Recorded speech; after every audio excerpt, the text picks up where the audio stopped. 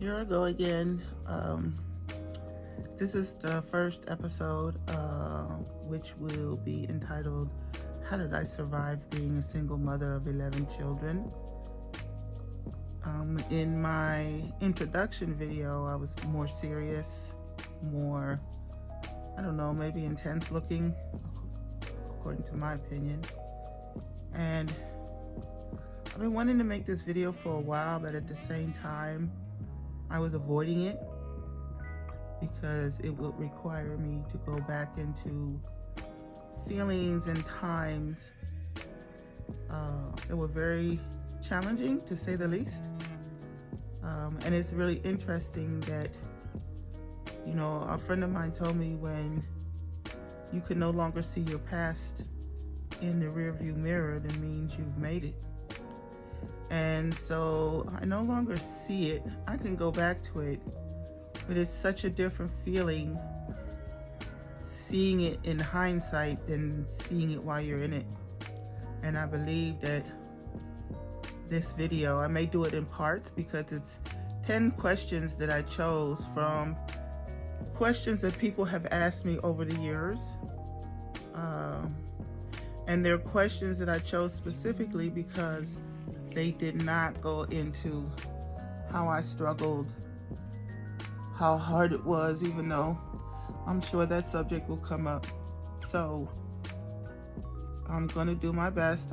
Like I said, I knew I wanted to do this video for a while, but I hadn't been avoiding it because I just, going into the past, it's not always easy. So we'll start with question number 1. How did you find the strength to keep going when everything felt overwhelming? Truth be told, I don't have a clue. All I know was that I had to make it through each day.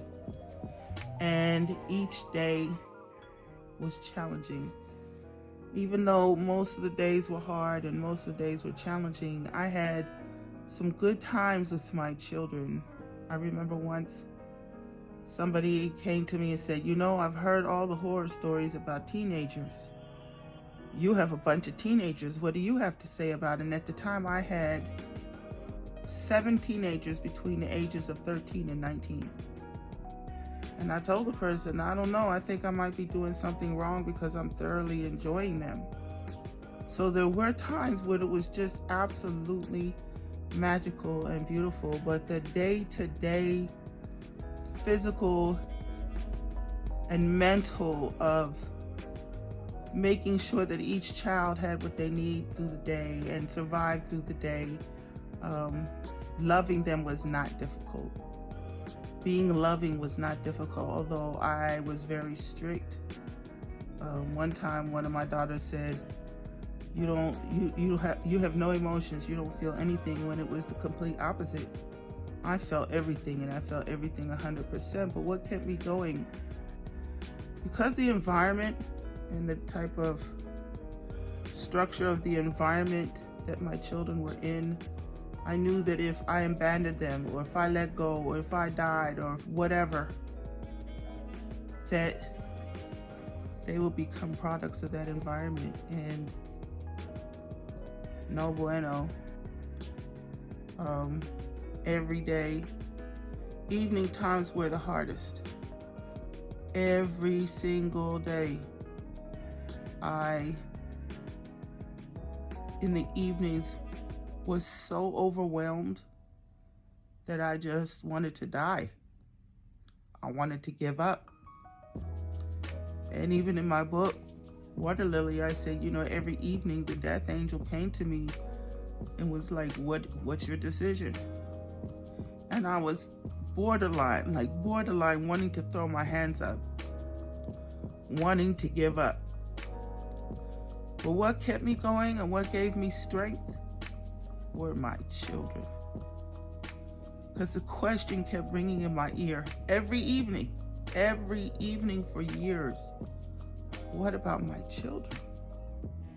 What about my children? I couldn't abandon them mentally, physically, emotionally. Now, I wasn't perfect, as a young mother. You can see the difference in my children because I learned with each children how to be better. And I'm still learning, because now all my children are adults. And so now I have to get to know them as adults, and vice versa. They have to get to know me as Yana, not just Mom or Ima. So the thing that gave me strength, and the thing that kept me from just going over the edge, were my children. Just the thought that I couldn't give up on my children. I just couldn't. Second question: did you ever feel alone, and how did you handle those moments? Was there loneliness?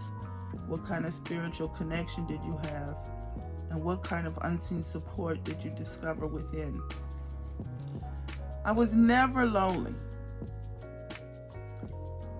I was alone 90% of the time. I mean, alone with the children, because even during the time that I was married, he was hardly there. And then once he walked away, I had no physical support that I could think of from the outside, except for one person who ended up becoming my platonic soulmate. We're still in contact to this day once in a while. He was a man from Bermuda that ended up moving in the house with us. And he literally rolled up his sleeve and reached down into a deep, dark pit and helped me to get out. What spiritual connection did I have, and what help did I have from within?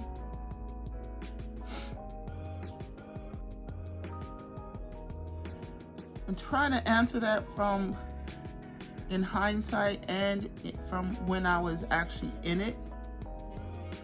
When I was actually in it, something just kept pushing me to not let my light die, not to let my inner being die off. In hindsight,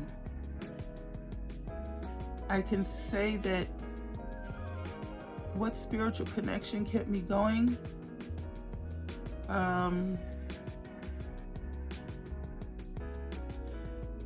Always wanting to learn, always wanting to expand my spirituality, always wanting to learn something new. It kept me distracted from, not from my children, because they were my one and main, with my children, I was like a horse with blinders on, just seeing what's in front of me. But outside of the children, my distraction, what kept me going, was learning. I was reading something all the time. I was studying something all the time. I was wanting to expand my consciousness all the time. So I would say my spiritual connection that strengthened me, kept me going, was distraction. And my one and only distraction was learning about spirituality, learning about myself, and learning how to connect in a more authentic way to spirit, to energy, and not according to what everybody else thought it needed to be and how everybody else thought I needed to be connected. I was unconsciously very determined to be me and not to give up on me. Third question: what did a typical day look like for me with 11 children? I would get up before everybody. My mother-in-law taught me, if you want to get anything done when you have children, you have to get up before everybody in the house. So I got up anywhere between 3:30 and 4:30 in the morning. And by the time the children got up, breakfast, lunch, and dinner was done. Most of the housework was done. When they got up, then my focus was on them getting dressed, eating breakfast, getting to school. While they got up, once they went to school, were out the door and went to school, I finished up the laundry and finished up a few things, and then I actually got back in bed, and I just lay there. Come to find out years later that I was, what's the word? Clinically depressed and didn't know it. So I would just crawl back into bed and just lay there until the children got home. I did things around the house. I might read something, learn something, but it was from my bedroom. I didn't really go out. Once the children came home from school, it was take off their uniforms because they wore uniforms to school. Take off their uniforms, have something to drink, something to snack on, do whatever homework they had, and then dinner time. When they were very young, bedtime was at sunset, and bathing, putting their clothes in the laundry, and as they started getting older, when everybody took off their clothes at night and put it in the hamper was full every night. And I only ever had one hamper because that would force me to keep up with the laundry. If I had 3 or 4 hampers, I could easily hide the clothes and it wouldn't look like a mess. And then I could, be lazy about doing the laundry, but I intentionally had only one hamper so that it would be full every night. I had some bedwetters. I had to work with that. Depending on their age was dependent on what time they went to bed. Some of them had after school activities. Now, also, I had gotten to the point through the years where first thing in the morning was quiet time. That was my time. And meaning I was with the children, but running around, being loud. There were twice a day that I had quiet time, that I needed 10-15 minutes of just quiet. Because with 11 children, even though, if they talked in inside voices, it was still loud. And once a day, they would all have to sit on the couch once or twice a day for 5 minutes.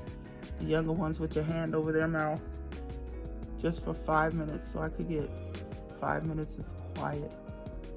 This was during the school year. And then the cycle would start again.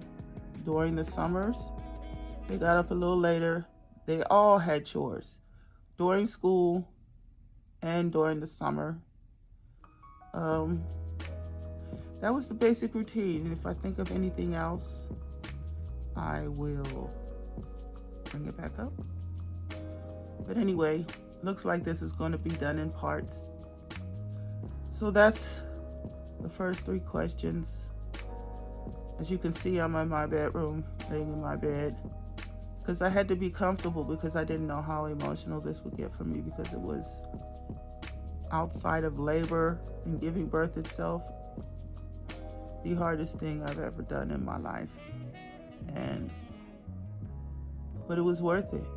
And I never regretted it. I never looked at any day and thought, I wish this wouldn't be.